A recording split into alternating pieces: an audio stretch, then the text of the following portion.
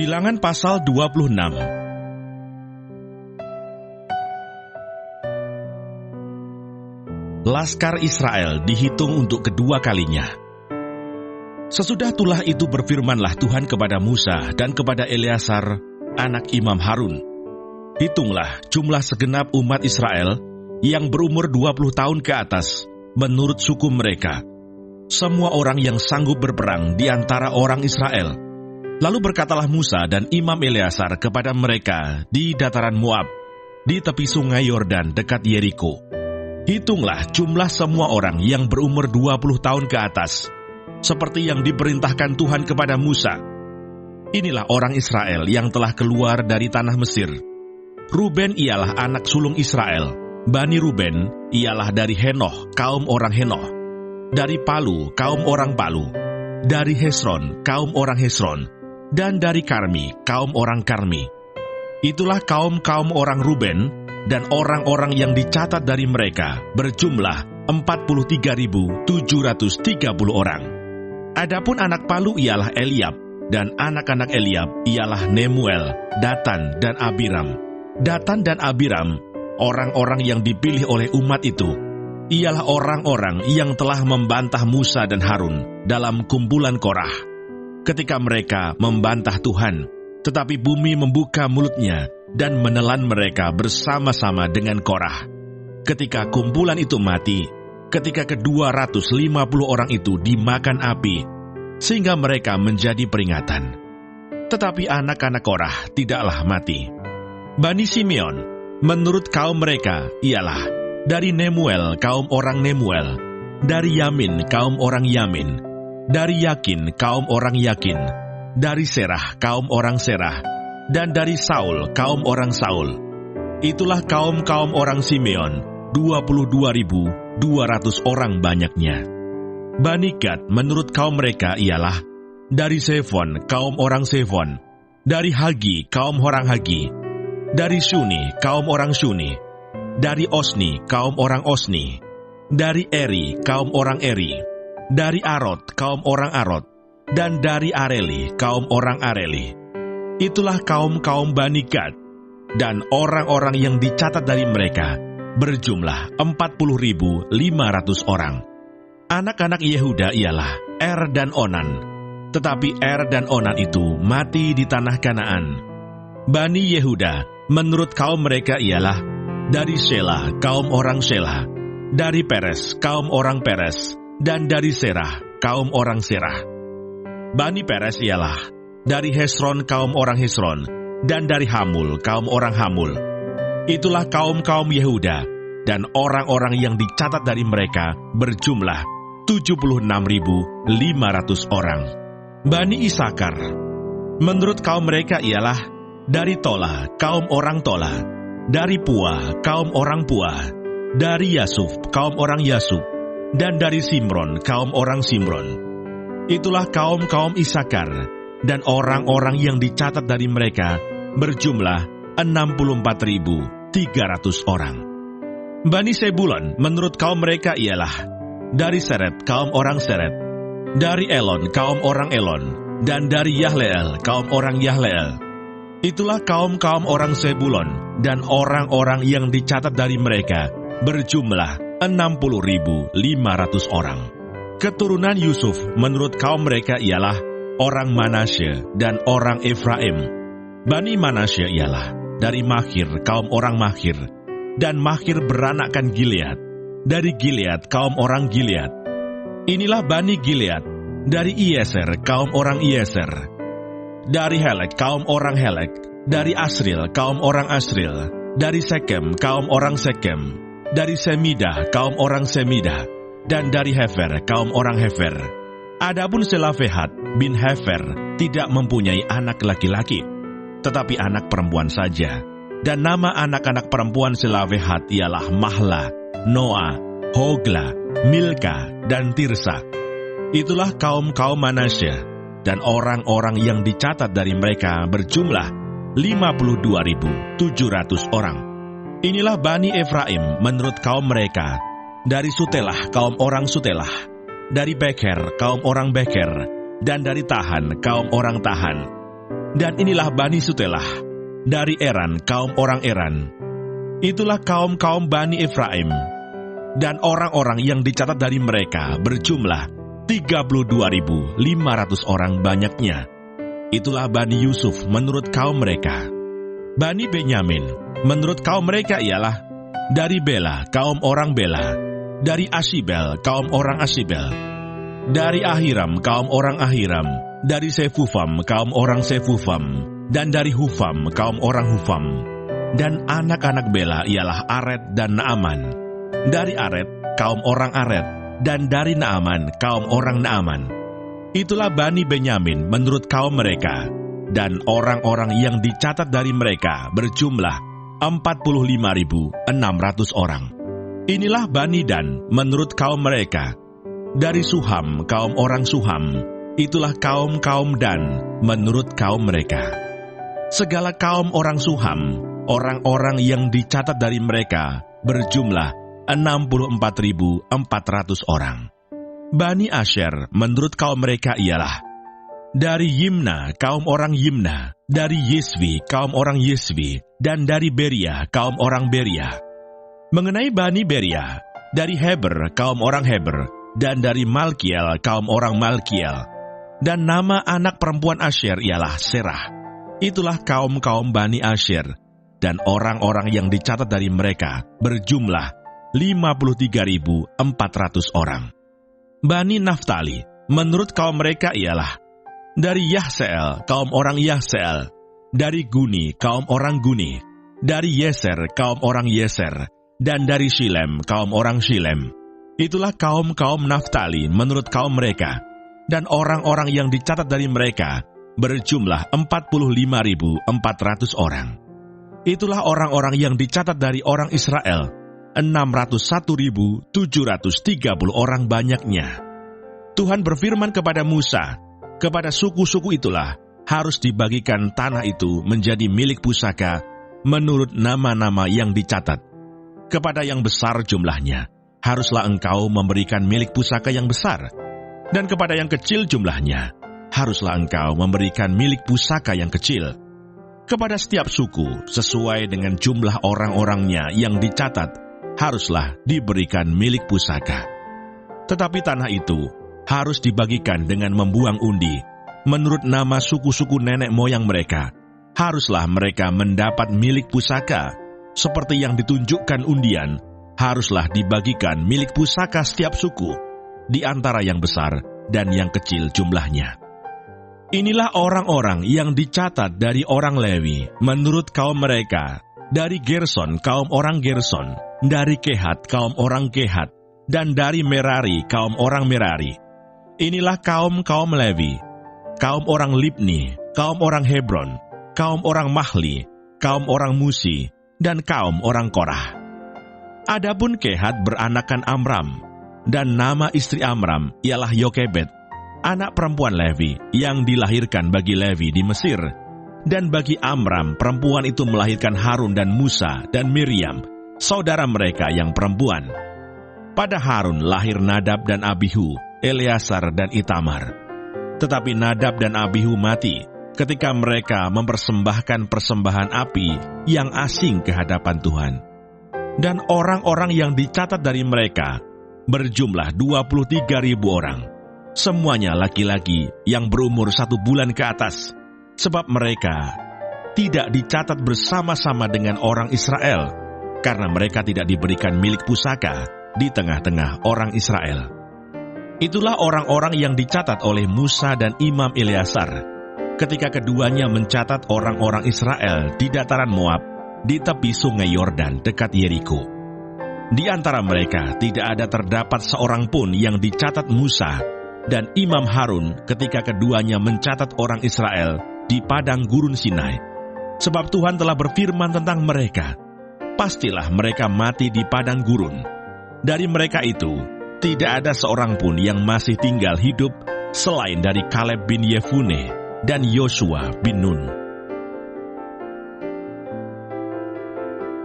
Bilangan pasal 27.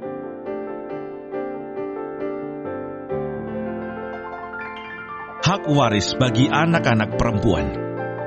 Kemudian mendekatlah anak-anak perempuan Selofehad bin Hefer, bin Gilead, bin Mahir, bin Manasye, dari kaum Manasye bin Yusuf. Nama anak-anaknya itu adalah Mahla, Noah, Hogla, Milka, dan Tirsa, dan berdiri di depan Musa dan Imam Eleazar, dan di depan para pemimpin dan segenap umat itu dekat pintu kemah pertemuan, serta berkata, "Ayah kami telah mati di padang gurun, walaupun ia tidak termasuk ke dalam kumpulan yang bersepakat melawan Tuhan, ke dalam kumpulan Korah. Tetapi ia telah mati karena dosanya sendiri, dan ia tidak mempunyai anak laki-laki. Mengapa nama ayah kami harus hapus dari tengah-tengah kaumnya? Oleh karena ia tidak mempunyai anak laki-laki. Berilah kami tanah milik di antara saudara-saudara ayah kami." Lalu Musa menyampaikan perkara mereka itu ke hadapan Tuhan. Maka berfirmanlah Tuhan kepada Musa, "Perkataan anak-anak perempuan Selofehad itu benar. Memang engkau harus memberikan tanah milik pusaka kepadanya. Di tengah-tengah saudara-saudara ayahnya, engkau harus memindahkan kepadanya hak atas milik pusaka ayahnya. Dan kepada orang Israel engkau harus berkata, apabila seseorang mati dengan tidak mempunyai anak laki-laki, maka haruslah kamu memindahkan hak atas milik pusakanya kepada anaknya yang perempuan. Apabila ia tidak mempunyai anak perempuan, maka haruslah kamu memberikan milik pusakanya itu kepada saudara-saudaranya yang laki-laki. Dan apabila ia tidak mempunyai saudara-saudara lelaki, maka haruslah kamu memberikan milik pusakanya itu kepada saudara-saudara lelaki ayahnya. Dan apabila ayahnya tidak mempunyai saudara-saudara lelaki, maka haruslah kamu memberikan milik pusakanya itu kepada kerabatnya yang terdekat dari antara kaumnya, supaya dimilikinya. Itulah yang harus menjadi ketetapan hukum bagi orang Israel, seperti yang diperintahkan Tuhan kepada Musa. Yosua menggantikan Musa. Tuhan berfirman kepada Musa, "Naiklah ke gunung Abarim ini, dan pandanglah negeri yang kuberikan kepada orang Israel. Sesudah engkau memandangnya, maka engkau pun juga akan dikumpulkan kepada kaum leluhurmu, sama seperti Harun abangmu dahulu. Karena pada waktu pembantahan umat itu di padang gurun Sin, kamu berdua telah memberontak terhadap titahku untuk menyatakan kekudusanku di depan mata mereka dengan air itu. Itulah mata air Meriba dekat Kades di padang gurun Sin." Lalu berkatalah Musa kepada Tuhan, "Biarlah Tuhan, Allah dari roh segala makhluk, mengangkat atas umat ini seorang yang mengepalai mereka waktu keluar dan masuk, dan membawa mereka keluar dan masuk, supaya umat Tuhan jangan hendaknya seperti domba-domba yang tidak mempunyai gembala." Lalu Tuhan berfirman kepada Musa, "Ambillah Yosua bin Nun, seorang yang penuh roh, letakkanlah tanganmu atasnya. Suruhlah ia berdiri di depan Imam Eleazar dan di depan segenap umat. Lalu berikanlah kepadanya perintahmu di depan mata mereka itu.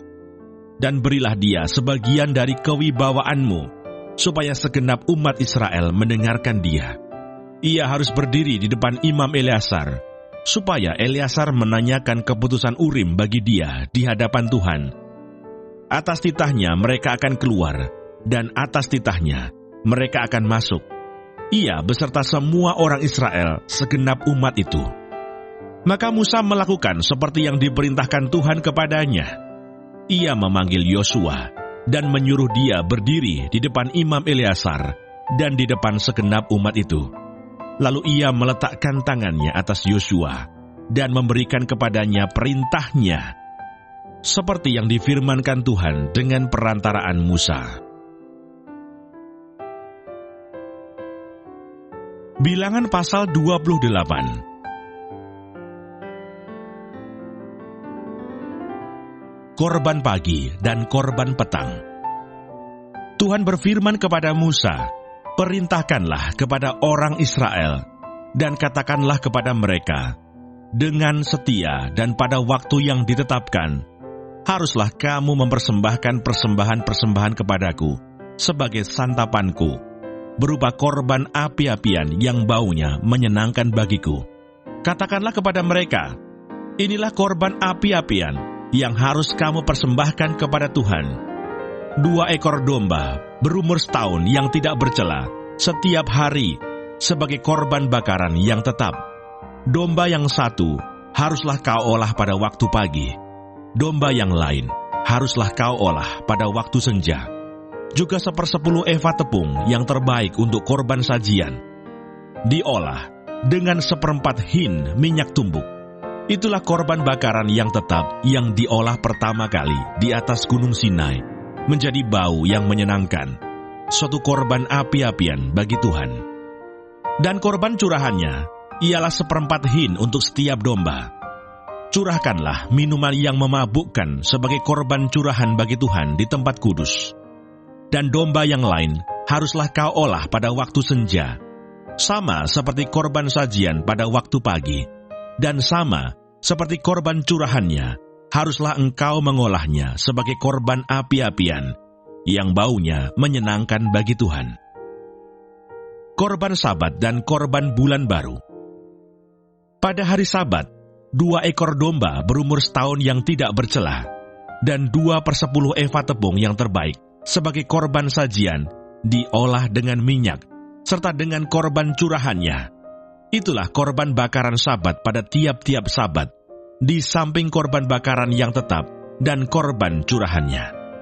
Pada bulan barumu, haruslah kamu mempersembahkan sebagai korban bakaran kepada Tuhan 2 ekor lembu jantan muda, 1 ekor domba jantan, 7 ekor domba berumur setahun yang tidak bercela, dan juga 3/10 eva tepung yang terbaik sebagai korban sajian, diolah dengan minyak, untuk tiap-tiap lembu jantan, serta 2/10 eva tepung yang terbaik sebagai korban sajian, diolah dengan minyak, untuk domba jantan yang seekor itu, serta 1/10 eva tepung yang terbaik sebagai korban sajian, diolah dengan minyak, untuk tiap-tiap domba.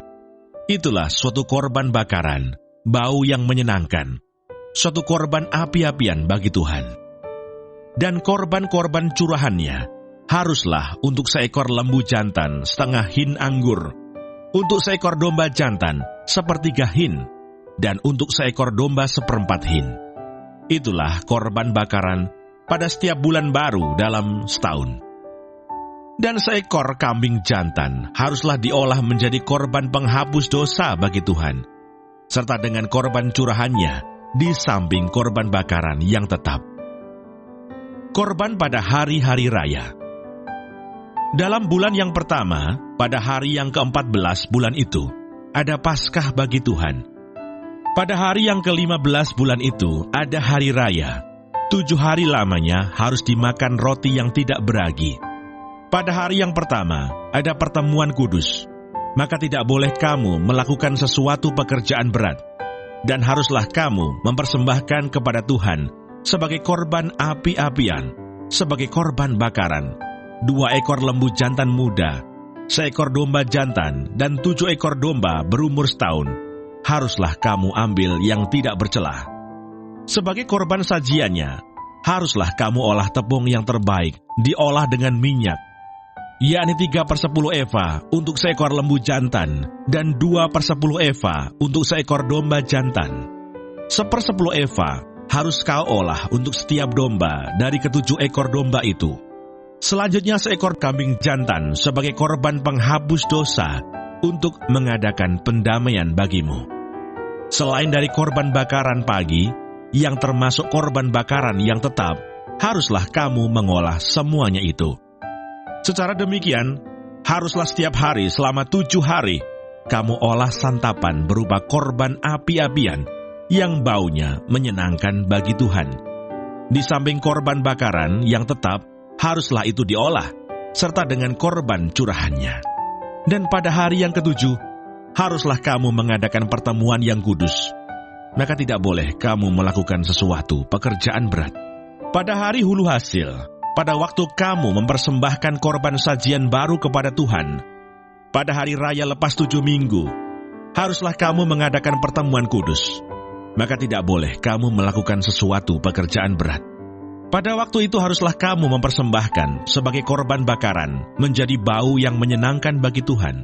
2 ekor lembu jantan muda, 1 ekor domba jantan, 7 ekor domba berumur setahun, juga sebagai korban sajiannya, tepung yang terbaik diolah dengan minyak, yakni 3/10 eva untuk setiap ekor lembu jantan, 2/10 eva untuk domba jantan yang seekor itu, 1/10 eva untuk setiap domba dari ke-7 ekor domba itu, 1 ekor kambing jantan untuk mengadakan pendamaian bagimu. Selain dari korban bakaran yang tetap dan korban sajiannya, haruslah kamu mengolah semuanya itu, serta dengan korban-korban curahannya. Haruslah kamu ambil yang tidak bercela. Bilangan pasal 29.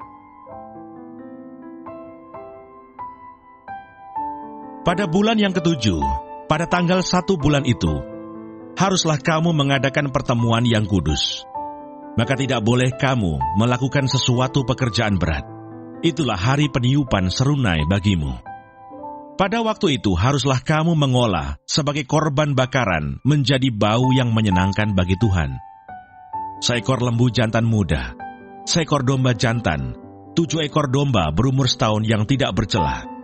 Juga sebagai korban sajiannya, tepung yang terbaik diolah dengan minyak, yakni 3/10 eva untuk lembu jantan itu, 2/10 eva untuk domba jantan itu, dan 1/10 eva untuk setiap domba dari ke-7 ekor domba itu, dan 1 ekor kambing jantan sebagai korban penghapus dosa untuk mengadakan pendamaian bagimu. Selain dari korban bakaran bulan baru, serta dengan korban sajiannya, dan korban bakaran yang tetap, serta dengan korban sajiannya dan korban-korban curahannya, sesuai dengan peraturannya, menjadi bau yang menyenangkan, suatu korban api-apian bagi Tuhan. Pada hari yang ke-10 bulan yang ke-7 itu, haruslah kamu mengadakan pertemuan yang kudus, dan merendahkan dirimu dengan berpuasa, maka tidak boleh kamu melakukan sesuatu pekerjaan. Pada waktu itu haruslah kamu mempersembahkan sebagai korban bakaran kepada Tuhan, sebagai bau yang menyenangkan, 1 ekor lembu jantan muda, 1 ekor domba jantan, 7 ekor domba berumur setahun, haruslah tidak bercela semuanya itu. Juga sebagai korban sajiannya, tepung yang terbaik diolah dengan minyak, yakni 3/10 eva untuk lembu jantan itu, 2/10 eva untuk domba jantan yang seekor itu, 1/10 eva untuk setiap domba dari ke-7 ekor domba itu, dan 1 ekor kambing jantan sebagai korban penghapus dosa, selain daripada korban penghapus dosa pembawa pendamaian, dan korban bakaran yang tetap serta dengan korban sajiannya, dan korban-korban curahannya. Pada hari yang ke-15 bulan yang ke-7 itu, haruslah kamu mengadakan pertemuan yang kudus. Maka tidak boleh kamu melakukan sesuatu pekerjaan berat. Haruslah kamu mengadakan perayaan bagi Tuhan 7 hari lamanya. Pada waktu itu haruslah kamu mempersembahkan sebagai korban bakaran, sebagai korban api-apian yang baunya menyenangkan bagi Tuhan, 13 ekor lembu jantan muda, 2 ekor domba jantan, 14 ekor domba berumur setahun, haruslah tidak bercela semuanya itu. Juga sebagai korban sajiannya, tepung yang terbaik diolah dengan minyak, yakni 3/10 eva untuk setiap lembu dari ke-13 ekor lembu jantan itu, 2/10 eva untuk setiap domba dari ke-2 ekor domba jantan itu, dan 1/10 eva untuk setiap domba dari ke-14 ekor domba itu, dan 1 ekor kambing jantan sebagai korban penghapus dosa, selain dari korban bakaran yang tetap dengan korban sajiannya dan korban curahannya. Pada hari yang kedua, 12 ekor lembu jantan muda, 2 ekor domba jantan, 14 ekor domba berumur setahun yang tidak bercela, serta dengan korban sajiannya dan korban-korban curahannya, yakni untuk lembu-lembu jantan, untuk domba-domba jantan, dan untuk domba-domba muda itu, menurut jumlah yang sesuai dengan peraturan, dan 1 ekor kambing jantan sebagai korban penghapus dosa, selain dari korban bakaran yang tetap, serta dengan korban sajiannya dan korban-korban curahannya. Pada hari yang ketiga, 11 ekor lembu jantan, 2 ekor domba jantan, 14 ekor domba berumur setahun yang tidak bercela, serta dengan korban sajiannya dan korban-korban curahannya, yakni untuk lembu-lembu jantan, untuk domba-domba jantan, dan untuk domba-domba muda itu, menurut jumlah yang sesuai dengan peraturan, dan seekor kambing jantan sebagai korban penghapus dosa, selain dari korban bakaran yang tetap serta dengan korban sajiannya dan korban curahannya.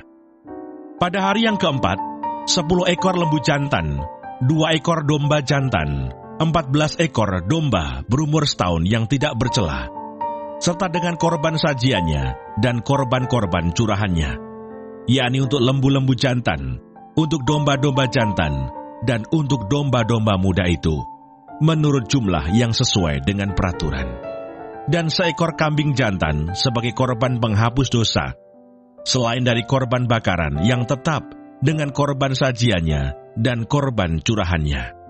Pada hari yang kelima, 9 ekor lembu jantan, 2 ekor domba jantan, 14 ekor domba berumur setahun yang tidak bercela, serta dengan korban sajiannya dan korban-korban curahannya, yakni untuk lembu-lembu jantan, untuk domba-domba jantan, dan untuk domba-domba muda itu, menurut jumlah yang sesuai dengan peraturan. Dan seekor kambing jantan sebagai korban penghapus dosa, selain dari korban bakaran yang tetap, serta dengan korban sajiannya dan korban curahannya. Pada hari yang keenam, 8 ekor lembu jantan, 2 ekor domba jantan, 14 ekor domba berumur setahun yang tidak bercela, serta dengan korban sajiannya dan korban-korban curahannya, yakni untuk lembu-lembu jantan, untuk domba-domba jantan, dan untuk domba-domba muda itu, menurut jumlah yang sesuai dengan peraturan. Dan seekor kambing jantan sebagai korban penghapus dosa, selain dari korban bakaran yang tetap dengan korban sajiannya dan korban-korban curahannya. Pada hari yang ketujuh, 7 ekor lembu jantan, 2 ekor domba jantan, 14 ekor domba berumur setahun yang tidak bercela, serta dengan korban sajiannya dan korban-korban curahannya, yakni untuk lembu-lembu jantan, untuk domba-domba jantan, dan untuk domba-domba muda itu, menurut jumlah yang sesuai dengan peraturannya. Dan seekor kambing jantan sebagai korban penghapus dosa, selain dari korban bakaran yang tetap dengan korban sajiannya dan korban curahannya. Pada hari yang ke-8, haruslah kamu mengadakan perkumpulan raya, maka tidak boleh kamu melakukan sesuatu pekerjaan berat. Pada waktu itu, haruslah kamu mempersembahkan sebagai korban bakaran, sebagai korban api-apian yang baunya menyenangkan bagi Tuhan, seekor lembu jantan, seekor domba jantan, 7 ekor domba berumur setahun yang tidak bercela, dengan korban sajiannya dan korban-korban curahannya, yakni untuk lembu-lembu jantan, untuk domba-domba jantan, dan untuk domba-domba muda itu, menurut jumlah yang sesuai dengan peraturan. Dan seekor kambing jantan sebagai korban penghapus dosa, selain dari korban bakaran yang tetap, serta dengan korban sajiannya dan korban curahannya. Itulah semuanya yang harus kamu olah bagi Tuhan pada hari-hari rayamu sebagai korban-korban bakaranmu, korban-korban sajianmu, korban-korban curahanmu, dan korban-korban keselamatanmu, selain dari korban-korban nasarmu dan korban-korban sukarelamu. Lalu berbicaralah Musa kepada orang Israel sesuai dengan segala yang diperintahkan Tuhan kepada Musa. Bilangan pasal 30. Nasar kaum perempuan. Musa berkata kepada kepala-kepala suku Israel demikian, "Inilah yang diperintahkan Tuhan. Apabila seorang laki-laki bernasar atau bersumpah kepada Tuhan, sehingga ia mengikat dirinya kepada suatu janji, maka janganlah ia melanggar perkataannya itu. Haruslah ia berbuat tepat seperti yang diucapkannya. Tetapi apabila seorang perempuan bernasar kepada Tuhan dan mengikat dirinya kepada suatu janji di rumah ayahnya, yakni pada waktu ia masih gadis, dan ayahnya mendengar nasar dan janji yang mengikat diri anaknya itu, tetapi ayahnya tidak berkata apa-apa kepadanya, maka segala nasarnya itu akan tetap berlaku, dan setiap janji mengikat dirinya akan tetap berlaku juga. Tetapi jika ayahnya melarang dia pada waktu mendengar itu, maka segala nasar dan janji yang mengikat diri anaknya itu tidak akan berlaku, dan Tuhan akan mengampuni perempuan itu, sebab ayahnya telah melarang dia. Tetapi jika perempuan itu bersuami, dan ia masih berhutang karena salah satu nasar, atau salah satu janji yang diucapkan begitu saja, dan yang mengikat dirinya, dan suaminya mendengar tentang hal itu, tetapi tidak berkata apa-apa kepadanya pada waktu mendengarnya, maka nasarnya itu akan tetap berlaku, dan janji yang mengikat dirinya akan tetap berlaku juga. Tetapi apabila suaminya itu pada waktu mendengarnya melarang dia, maka ia telah membatalkan nasar yang menjadi hutang istrinya, dan janji yang diucapkan begitu saja, dan yang mengikat istrinya, dan Tuhan akan mengampuni istrinya itu. Mengenai nasar seorang janda atau seorang perempuan yang diceraikan, segala apa yang mengikat dirinya akan tetap berlaku baginya. Jika seorang perempuan di rumah suaminya bernasar atau mengikat dirinya kepada suatu janji dengan bersumpah, dan suaminya mendengarnya, tetapi tidak berkata apa-apa kepadanya, dan tidak melarang dia, maka segala nasar perempuan itu akan tetap berlaku, dan setiap janji yang mengikat diri perempuan itu akan tetap berlaku juga. Tetapi jika suaminya itu membatalkannya dengan tegas pada waktu mendengarnya, maka ucapan apapun yang keluar dari mulutnya, baik nasar maupun janji, tidak akan berlaku. Suaminya telah membatalkannya, dan Tuhan akan mengampuni istrinya itu. Setiap nazar dan setiap janji sumpah perempuan itu untuk merendahkan diri dengan berpuasa dapat dinyatakan berlaku oleh suaminya, atau dapat dibatalkan oleh suaminya. Tetapi apabila suaminya sama sekali tidak berkata apa-apa kepadanya dari hari ke hari, maka dengan demikian ia telah menyatakan berlaku segala nasar istrinya, atau segala ikatan janji yang menjadi hutang istrinya. Ia telah menyatakannya berlaku, karena ia tidak berkata apa-apa kepadanya pada waktu mendengarnya. Tetapi jika ia baru membatalkannya beberapa lama setelah didengarnya, maka ia akan menanggung akibat kesalahan istrinya. Itulah ketetapan-ketetapan yang diperintahkan Tuhan kepada Musa, yakni antara seorang suami dengan istrinya, dan antara seorang ayah dengan anaknya perempuan, pada waktu ia masih gadis di rumah ayahnya.